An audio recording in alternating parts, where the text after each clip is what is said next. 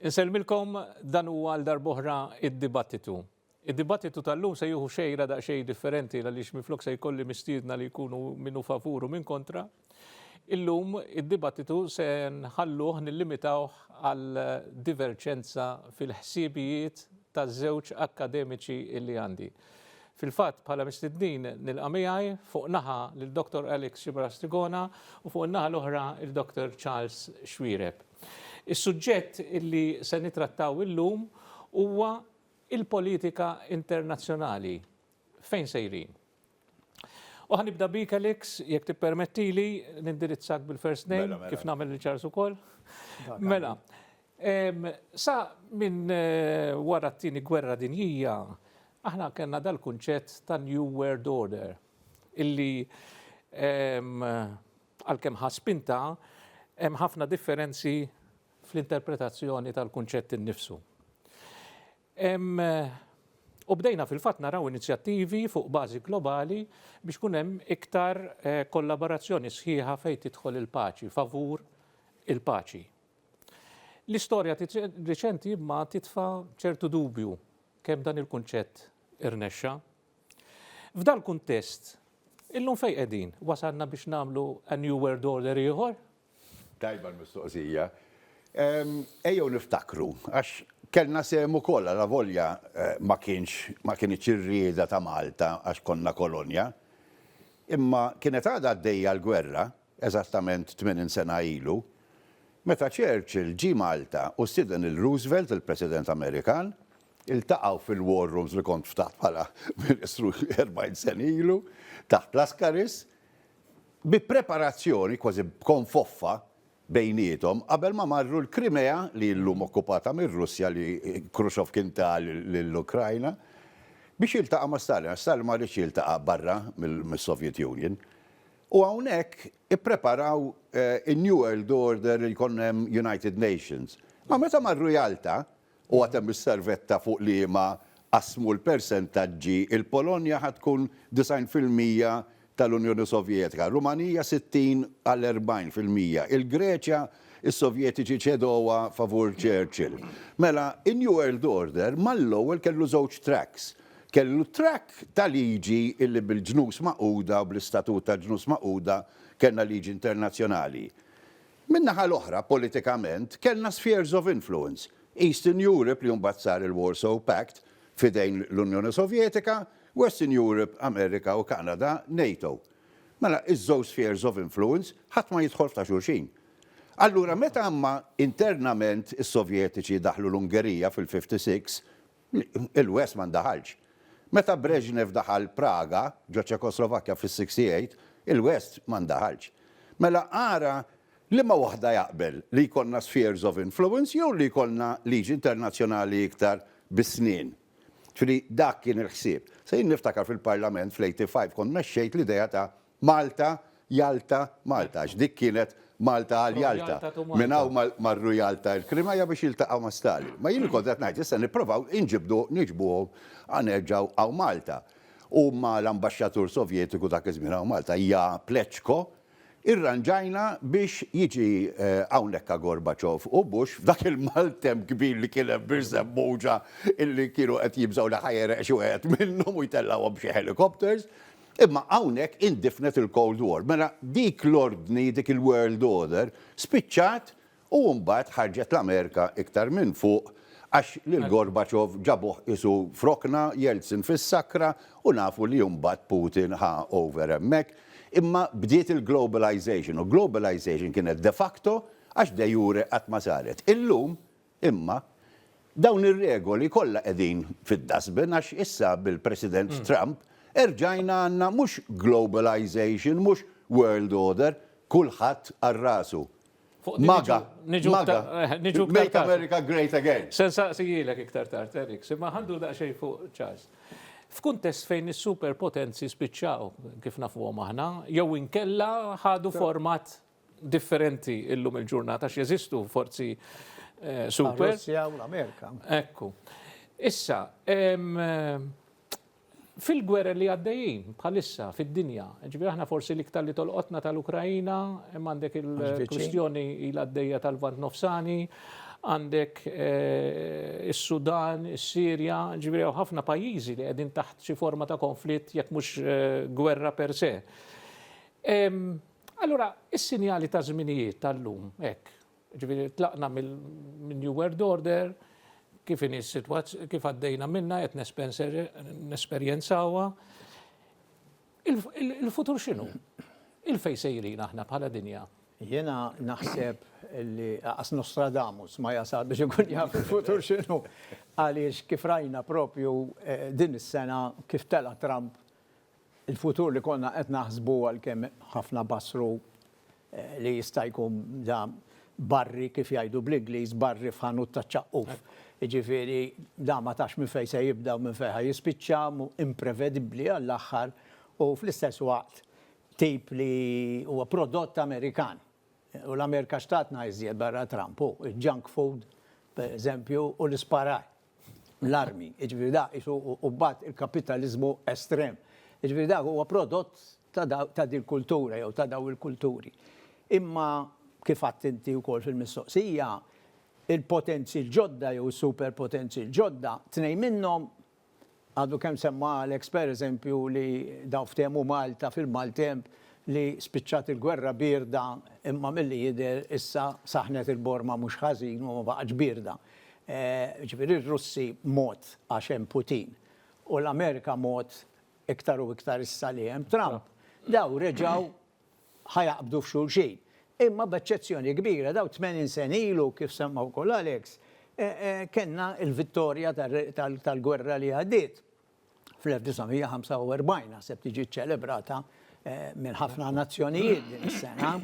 Hemmhekk kienu diġà alleati l-Amerika u r-Russja u allura min jiskanta li daw iż-żewġ superpotenzi qed jeddu d-dinja daw meta jaqblilhom jiftehmu.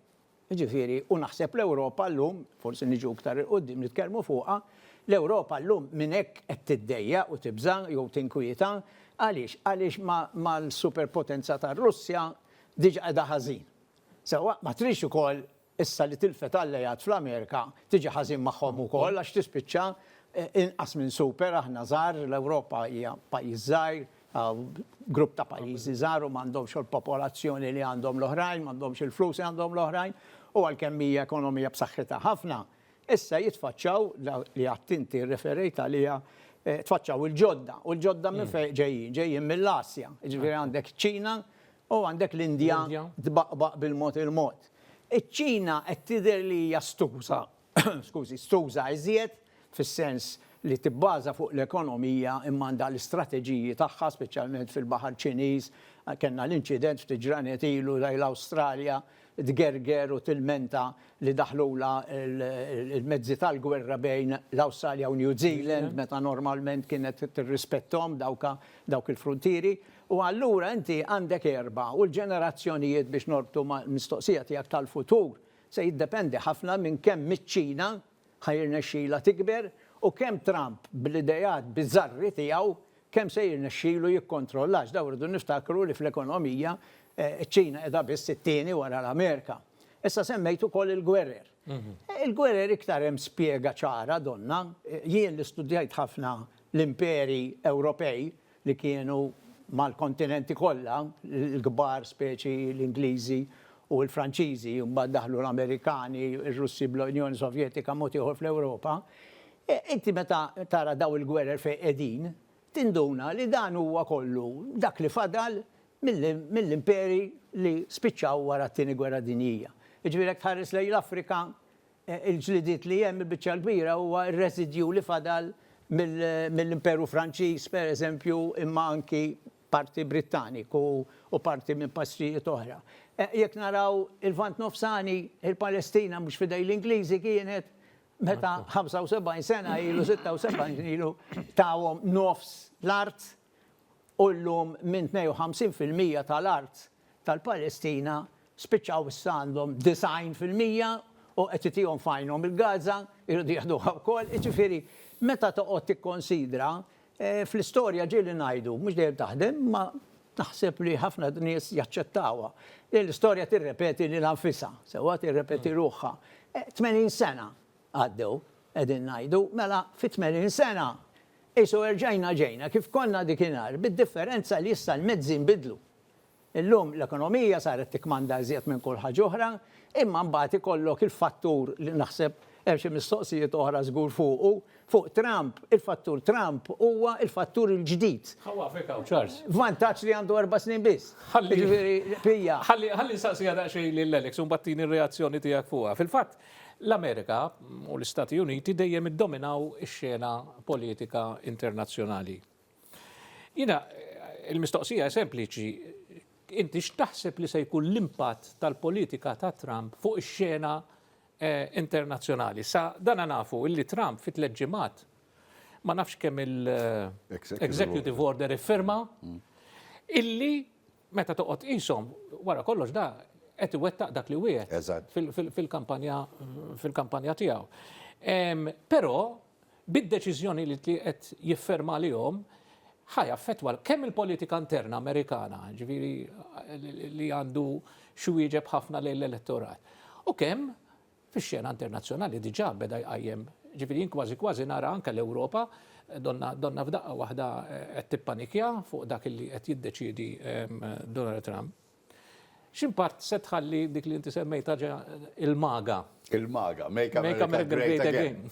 U l-Ewropej qed jgħidu mega, make Europe great again. Jew mawa, make America white again. Isek Ferrari u Topolino, 500.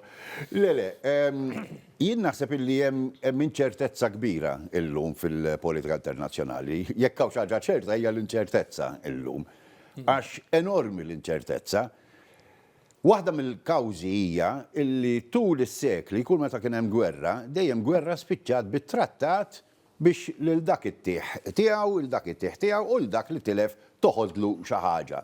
It-Trattat ta' Westfalia 1648 wara 30 sena gwerra, it-Trattat tal-Kongress tal-Vienna 1815 li l-Franza neżżawa wara l-Gwerri Napoleoniċi, it-Trattat ta' Versailles 1918 wara l-ewwel Gwerra Dinjija, imma mbagħad wara t-tieni Gwerra Dinjija billi Churchill lil Hitler għallu unconditional surrender, ma kienx hawn dan it-trattat bejn il-Western Europe, Eastern Europe, etc.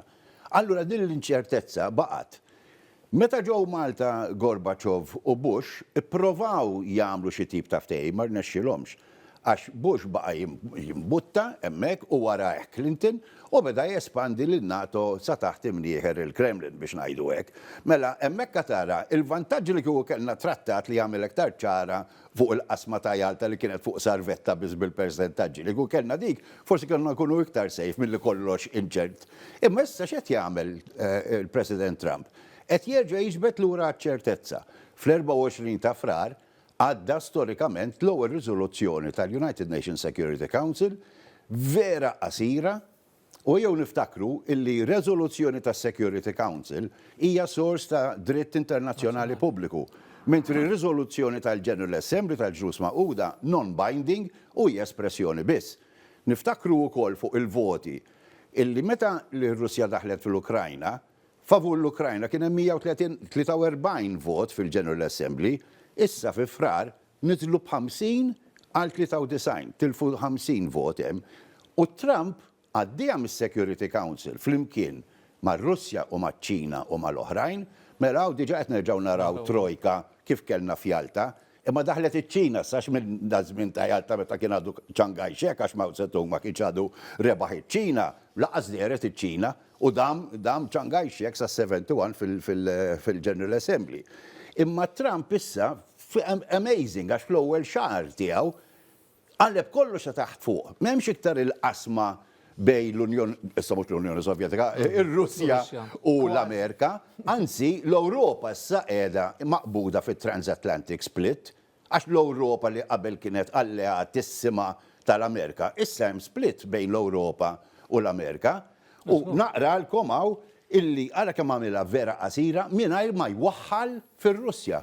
Għall-ewwel darba dak ir-riżoluzzjonijiet kollha li kellna dan l-aħħar 3 snin dejjem li r-Russja hija ħatja fil-liġi internazzjonali.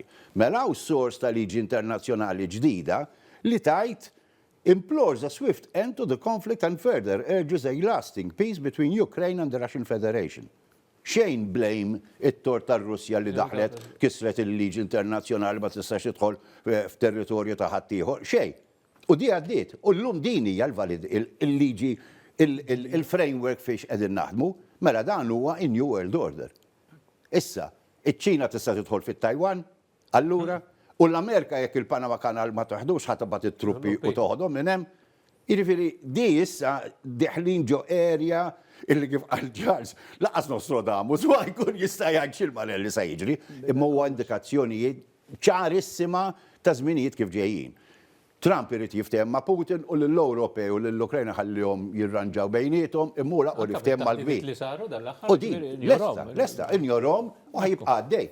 U fejn jaqbillu jqabbel bħal xkubetta li għandha l-grillu. Ekku.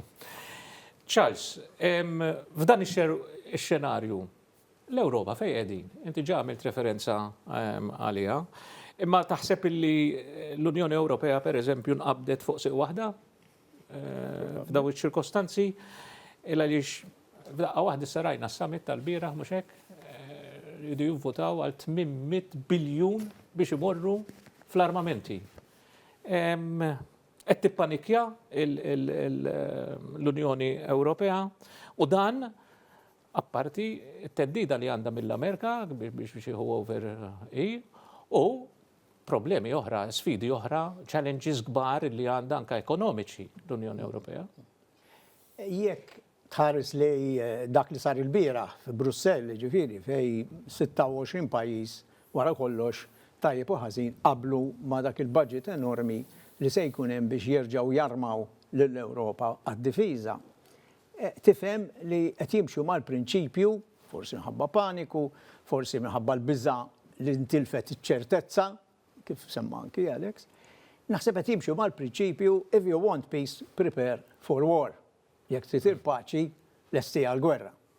U ħankunu bilanċjati sa ċertu punt, hemm sens fiha wkoll.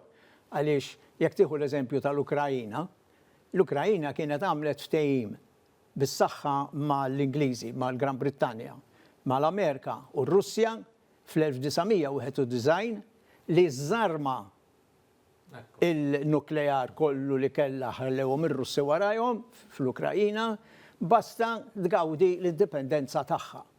U ovvjament Putin ma kienx hemm u llum meta jakkużawh biha jgħidulhom jien ma kellix naqsam hemmhekk ma kontx qed immexxi jiena. Imma dal-ftehim sar ma' pajjiż ieħor, mar-Russja u mhux ma' min kien qiegħed inkarigat. Jiġifieri inti meta tħares lej il-bieraħ x'għamlu l-Ewropej, tinduna l-ewwel nett hemm maġġoranza kbira li qed jaqblu magħha. Mela naqblu aħna ċittadini mar-rappreżentanti tagħna biex ngħidlek li hemm fil-Parlament Ewropew ma jgħodx. Imbieraħ kien hemm il-kapijiet tal-Istat u l-kapijiet tal-Istat tneħħi lill-Orban tal-Jugoslavja kollha tal-Ungerija kollha qablu illi f'din it-triq jistgħu jimxu. Issa kellna wkoll il-Macron li dal-għodu Putin għajru Napoleon u liħor waddablu l-ura bħat-tenis u għallu Napoleonin ta' għandek intenzjonijiet imperialisti. Id-deterrent li tilfet l-Ukrajina fil-91 u allura si spiega għaliex ġara dak li ġara ġimilu fl-Oval Office l-Amerika, sewa dak l-argument li kellu Zelensky, l-argument tiegħu kien tuna s-sigurtà jekk tridu l-paċi. Ġifieri ma jridx min jidħol fuqu. Għaliex, ovvjament, refera anke Alex għaliha, imma jgħidha kulħadd fid-dinja għaliex Trump der wisq aġent tar-Russi, fil-fatt huma biss ferħu b'dak li ġara nhar il-ġimgħa ir-Russi li tispjega ruħha waħedha. Issa, l-isfidi ekonomiċi għax l-Ewropa għandha dawk ukoll, nerġa' nirrepeti li l-Ewropa qed tibża li tinqabad bejn żewġ potenzi kbar. Waħda naħa u naħa l-oħra. Mill-banda l-oħra irridu niftakru wkoll li hemm differenza kbira fej bej l-Amerika u r-Russja li issa kliemna qed jinbidel qed impoġġuhom naħa waħda tal-miżjien. Sewwa u l-Ewropej, l-Unjoni Ewropea, imma mhux l-Unjoni Ewropea waħedha. Trump hekk jara, Iva, imma mhux l-Unjoni Ewropea waħedha, illum qed ngħidu iktar l-Ewropa minn nhar il-ġimgħa law. Sewwa għaliex Starmer, il-Prim Ministru Ingliż, irnexxielu kważi de facto jerġa' jdaħħal il-Gran Brittanja fl-Unjoni Ewropea. Għaliex il-meeting li sejjaħ il-ħadd li għadda sewwa tal-Ewropa kollha u kien kważi il-leader kif jerġgħu javviċinaw il-Trump, eċetera, u il-qoddimi wieħed li ħajbat is-soldati, wieħed li ħajati iktar armi, lil Zelensky jieħdu parata fit-triq Downing Street u ħadd tiċabċablu.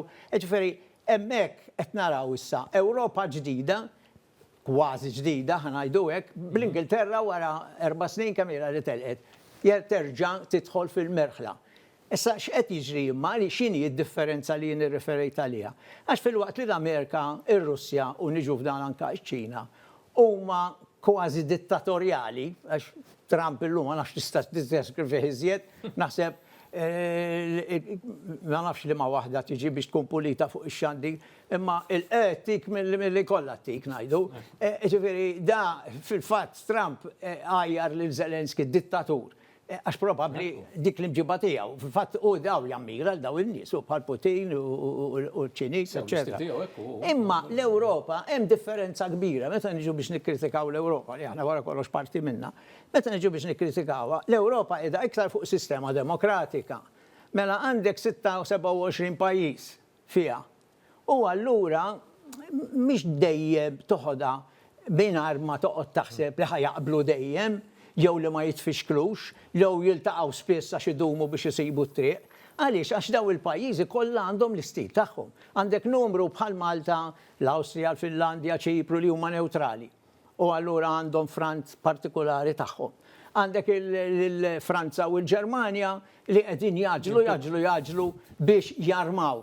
U hemmhekk forsi wieħed irid joqgħod attent nagħmluha fil-brackets li l-Ġermanja illum bi gvern ġdid sewwa ħajbidlu l-Kostituzzjoni u se jibdew jarmaw. Issa, tmur ma daw 800 biljun li ħajtefqu fl-Ewropa li jarmaw, imma l-AFD li huma l-estremi, il-faxxisti ta' żmien in-Nazi ġew lura, daw ġew it-tieni. U min jgħidlek li f'elezzjoni oħra l-AFD ma jiġux l-ewwel. U jsibu komda l-Kostituzzjoni b'dawk l-armamenti kollha ġodda. U x'jistgħu jagħmlu ġew l-Ewropa stess, issa l-biża mhux mir-Russja u mill-Amerika, minn ġew l-Ewropa stess. Jiġifieri naħseb li veru l-Ewropa għandha mument ta' impass li jisom irdu jsibu it-triq jerġgħu u peress li qed insemmu l-ordni ġdida tidħol taħt dak it-titlu wkoll naħseb. Mela, Alex, Malta mhijiex bozza, hija parti integrali mill-Unjoni Ewropea, imma aħna wkoll stat sovran illi inħadnu l-prinċipju tan-neutralità. Fis-summit tal-bieraħ il-Prim Ministru Robert Abela iddefenda l-pożizzjoni ta' Malta favur il-paċi u fil-waqt li rrikonoxxa il-bżonn li jiġu mħarsa l-aspetti ta' sigurtà fejn tidħol għax aħna forsi naħsbuhom fuq armi s-sigurtà nodduha mad-diviża jisna nħaltuha ħaġa moħra. Però fil-verità, ġifieri, u rrikonoxxa l-bżonn illi fejn tidħol cyber security jew infrastruttura kritika, allura għandu jkun hemm sforz min-naħa tal-Unjoni Ewropea. Jiena kont se ngħidlek kif qed tara l-pożizzjoni ta' Malta għaddi? Inti taf xi ġifieri n-newtralità. L-ewwel ħaġa bħala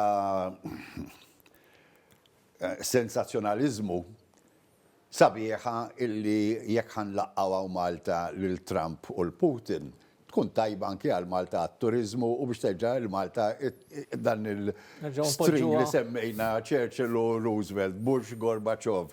Ian Bush ġab il-Jake Sullivan u l-Wangi hawnhekk u nġibu dawn. Dik l-aspett sensazzjonali, imma ejja naraw iktar fil-fond. Dawn kollha li qegħdin jgħidu ħajqedu troops on the ground fl-Ukrajna, fl-aħħar net ishom għandhom dak il-fine print hekk ta' xi biljett, qegħdin jgħidu imma daħan nagħmluh biss jekk ikollna l-Amerika qiegħda tappoġġjana. Innotawhom dawn l-speeches għax kollha kemm huma l-estin mamlu boots on the ground, kulħadd boots on the ground l-Ukrajna u Malta mhux se tagħmel boots on the ground, assolutament. U mnalla, għax aħna ħadd ma jrid imur hemmhekk jiffronta sidru għal ġlieda bejn ir-Russja u l-Ukrajna. Imma laqas qegħdin naħsbu x'jiġifieri mela jekk imut soldat Franċiż għax joqtluh ir-Russi, u mbagħad allura tfisser Franza qiegħda fi gwerra mar-Russja, għax u bagħad hekk ħad tiġi. Ara d-differenza, il-NATO suppost Defense Alliance li kieku Putin daħal ġol Baltiċi li qegħdin koperti bl-Article 5. Suppost li n-NATO ħatmur tiddefendi u tiddefendi dak il-territorju, mux tattakka Moskow, imma li n-NATO qiegħda tindaħal daqstan ġol-Ukrajna, naqra l-bot mir-realtà ta' relazzjonijiet internazzjonali u fuq kollox minn naħa Russa. Smajni il-bira feraġija l-ambasċatur Kelin li huwa l-ambasċatur Russu ġo Londra, reġa' qal id-demands tagħhom li kienu żewġ not verbalijiet ta' November 2021, 3 xhur qabel ma daħlu fit-territorju Ukrajnu, illi iridu li l-Ukrajna tkun neutrali, aħna nkunu kontra n-neutralità. Aħna daħħalnija fil-Kostituzzjoni wara li konna negozjajnija mal-Italja, ma' Franza, mal-Libja, mal-Alġerija, mal-Unjoni Sovjetika ta' dak iż-żmien u l-Istati Uniti tal-Amerika ħankunu kontra n-neutralità u non-nukleari. Mela aħna la nipproduċu armamenti. Allora m'għandniex kwestjoni li ħanajdu isma' fuq armamenti aħna ħanweġġaw, anzi ħajmorru tajjeb jekk jieħu dan il-pjan li qed jipprova jmexxi Macron, dawk fl-Ewropa li jipproduċu l-armamenti, għax dik l-ekonomija kollha mhijiex se tiġi kkalkulata għal budget deficits. Allora dak kollu li joħloq dak ix-xogħol kollu internament mhux se jiġi kkalkulat. Aħna ħajoddulna il-medjazzjonijiet li nagħmlu għax fl-aħħar mill-aħħar fl-Istatut tad-Dinja iċ-Ċarta tal-Ġnus Magħquda, Chapter 6 jiġi qabel Chapter 7, Peaceful Settlement of Disputes qabel Recourse to Force. Mela aħna li qegħdin inwettqu il-Peaceful Settlement of Disputes nipprovaw inlaqqawhom ħaġa illi l-Unjoni Ewropea aħna membri m'għamlitx f'3 snin, ma provax titkellem mal-Kremlin, anzi dejjem tmaqdru sanctions ma jistax jitir minn hawn, ma jistax jgħaddi minn hemm. Inti jekk hemm tnejn qegħdin jagħtu t-tieħoda lil dan u t-tieħ lil ieħor, jew tipprova tajlu isma' f'x'in id-differenza? Għax għandu jtini tant, u meta ħajti, le kellu jtihom lil bira, nirranġaw nagħmluha fuq 3 snin, ora, mela mill-paċi. Irranġajna kompromess. Kien hemm lokal kompromess, ħaġa li Trump bir-raġun qiegħed maqdar l-Unjoni Ewropea li ma fetħitx diplomatic channels mal-Kremlin biex ikun hemm kompromess u dan qawwi ħafna dan l-argument. U mal-ewwel fetaħ ċempel il-Putin u ġabdew jiftehmu naraw kif qed jiftehmu bejniethom u jiltaqgħu in-nies jerġgħu jiltaqgħu u diġà issa Trump issa fejn Trump issa jsir naqra aktar underhand. Ġaqet jipprova jtella lil Julia Timoshenko li kienet Prim Ministru u l-Poroshenko li kien President biex jgħid li jista' jsiru l-elezzjoni ġol l-Ukrajna u jwarrab il-Zelenski issa jiġifieri hawn x'demokrazija u mhux demokrazija u m'hemmx intħil barra li m'hemmx intħil barra. Ġifieri issa il-Ministra ħassir kawlata jiġifieri ġejja kera hawn. Imma il-punt kollu huwa illi li qed jagħmel huwa biex ikun hemm il-paċi u ma jkunx hemm iktar nies li qegħdin jinqatlu. U daka aħna nsellmulu bħala worthwhile. Għax jekk ħatmur issa bil-deterrent nukleari, l-istess ħaġa. Franza qiegħda tgħid li trid tagħmel deterrent nukleari biex tipproteġi lill-membri Ewropej l-oħrajn minflok l-Amerika. Imma Franza għandha l-kapaċità li għandha l-Amerika u jekk ħad tiddefendi lill-Baltiċi, lill-Italja wkoll l-Italja laqqas trida tiddefendihom. U l-oppożizzjoni ġo Franza stess qed tgħidu lil Macron id-deterrent huwa għas-sovranità tagħna, mhux biex inti taqsmu ma' oħrajn. Xtaqt, illi. Xtaqt, ħaspeċi, ħasaqsilek, ħappoġġilek b'dil-mod ċars, ma kemm taħseb li l-pożizzjoni allura ta' Malta hija effettiva meta qed jgħid Macron. Macron isu ġiet nellaħ minn neutralità ta' Malta u tal-pajjiżi oħra. Macron irid illi jkun hemm dal-investiment kollu fl-armamenti u għallek mhux hekk biss, għallek jekk hemm bżonn nużaw id-deterrent nukleari, nistieden il-dawl. Ekku. ħanajdu hekk, jiena kulħadd jaf min jafni li nkun naf x'inhu għaddej Franza mhux ħażin. Jiena għalhekk saqsejta lilek. Iktar minn pajjiżi oħra kważi għax insegwija mingħajr ma rrid inħobb insegwija iżjed. Imma nipprova nsegwi kulħadd. Macron għalkemm ovvjament m'għandux xi pożizzjoni komda għas pajjiżu stess, ġifieri u li qed jagħmel huwa qed joħloq il-profil internazzjonali għax probabbli għandu xi ambizzjoni fl-Unjoni Ewropea l qudiem li jista' jkun il-kap tal-Kummissjoni, pereżempju, ġifieri għadu żgħir biex jagħmilhom dawn l-affarijiet. Imma fir-realtà żewġ affarijiet żgħar. Waħda li meta faqqat il-gwerra kien l-iktar wieħed li baqa' jikkomunika ma' Putin biex jipprova iwaqqafha malajr. It-tieni rajni ħanki f'Notre Dame fil-kunċizzjoni li għaddiet meta stieden il-Trump fil-ħadd ma stennija u laqqaw ma' Zelensky. Ġifieri ma nistgħux nakkużaw li l-Ewropa speċjalment Macron ma għamel xejn, nerġa' ngħid, probabbli l-ambizzjoni personali biex ikun il-leader veru tal-Ewropa u għada pitada ikollu fejn imur. Imma ma qbilx daqsxejn ma' Alex Taffej meta qal għax Trump forsi huwa kredibbli meta kull ma jrid iwaqqaf l-imwiet tas-soldati, qtil tas-soldati ta' żewġ naħat. Imma nhar il-ħamis għadu kemm għeddet lil Hamas u qallhom aħna lesti nibagħtu l-armi kollha meħtieġa lill-Iżrael biex jeqirdukom. Jfissru ħafna mwiet hekk se tibgħatlu l-armi kollha għax da fl-istess nifs li l-Ukrajina qed jgħidlu lil Zelensky mhux se tirċievi iżjed armi u waqqaf dak li hemm kif għamel nhar it-tlieta bil-lejl. Ġifieri biex nitkellmu ċar l-istorja, l-kobba hija mħabbla ħafna iktar milli narawha meta nistudjawha. Semmejt il-Malta inti. Malta l-ewwel net irridu niftakru li wara l-1979 jiġifieri telqu l-forzi l-aħħar bażi ħarġet minn Malta mit-80 law neutrali u mhux biss dak kien żmien mintof biex ngħidu hekk għaliex kellna l-Guido de Marco wara kollox allura għandna l-pajjiż kollu donnu jaqbel bin-newtralità. Naqbel jien ukoll, naf li taqblu intom u naħseb vera. Jekk kellu jsir referendum irridu nibqgħu neutrali għax hija l-aħjar pożizzjoni speċjalment għal pajjiż żgħir. Issa, mill-banda l-oħra pajjiż żgħir in-newtralità wkoll hija kwalifikata fl-imma sens. Forsi qed nagħmel traduzzjoni mill-Ingliż hawn. Fis-sens li għalkemm aħna neutrali imma xorta membri tal-Unjoni Ewropea u l-bieraħ pereżempju f'Brussell qbilna li mmexxu f'din it-triq ma konniex ma' Orban.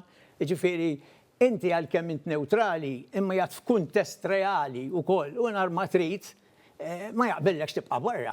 Għaliex aħna tant aħna żgħar li kieku jersaq għall sqat aircraft carrier Russu jew Amerikan fil-port il-kbir.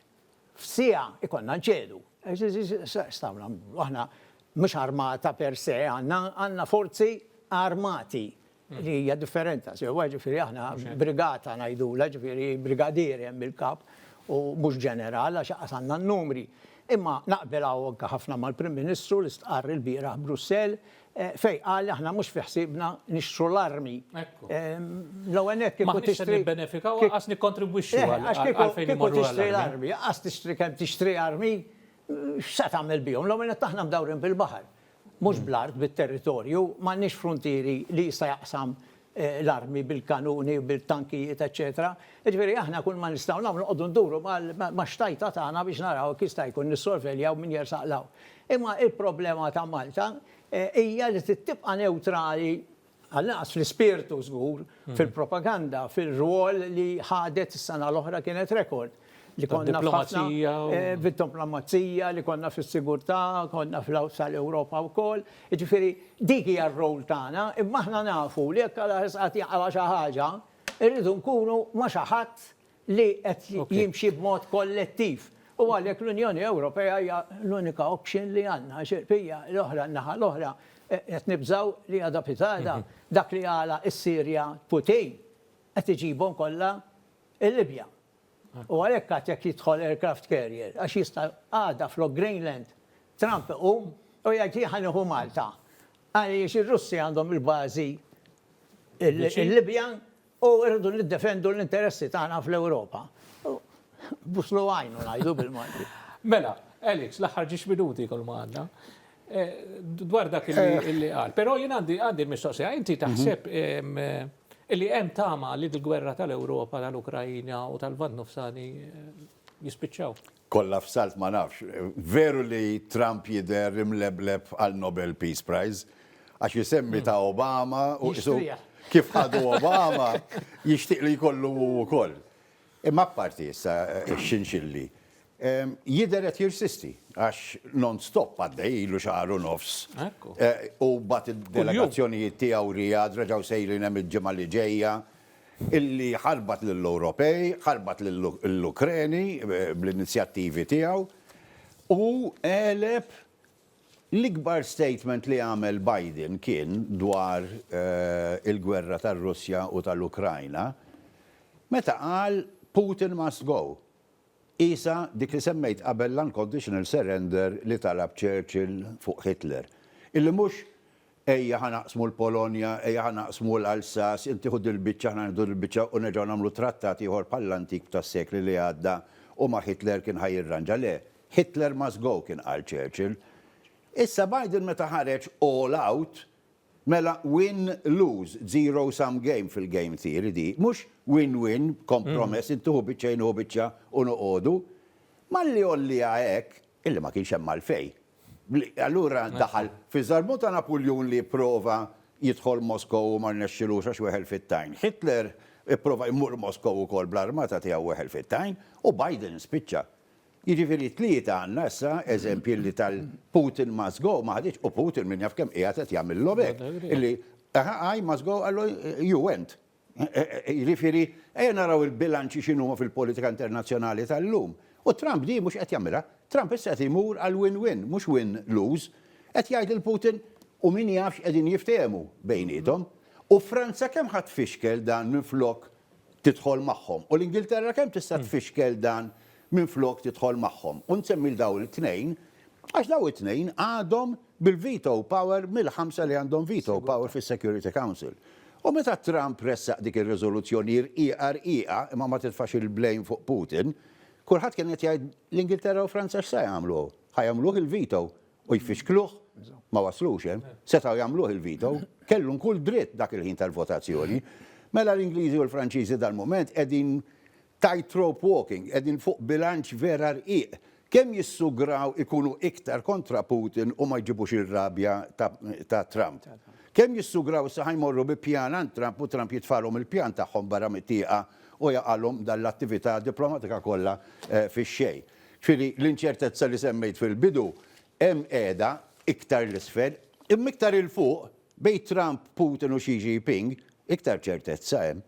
U dik illi ttina naqra iktar nifs illi hemm tlieta kif kien ġara f'Jalta 80 sen ilu bejn Churchill, Roosevelt u Stalin li kien hemm ċertu ċertezza għall-inqas għall-ewwel snin ta' wara it-tmiem ta' tieni gwerra dinjija.